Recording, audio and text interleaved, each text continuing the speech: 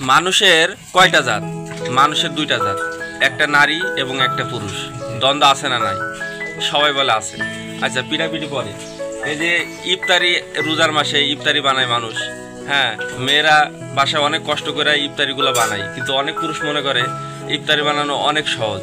এই জন্য আমরা এক পুরুষরে পাইছি আজকা, যে ইফতার বানাই আর কান্দাকাটি করে, বলে আহারে মেয়েরা এত কষ্ট করে বাসায়, এটা তো আগে জানতাম না।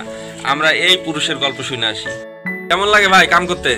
আরে ভাই এই কাজ ভাই কষ্টের কাজ। তাই? এই কাজ হইলো মহিলার কাজ। এই কাজ পুরুষে করলে ভাই অনেক মানে কষ্ট হয়ে যায়। এই মহিলার কাজ মহিলা করতেই পারে। করার পর বুঝতেছেন এগুলো আসলে আপনার না। ভাই বিশাল কষ্ট ভাই, বিশাল কষ্ট।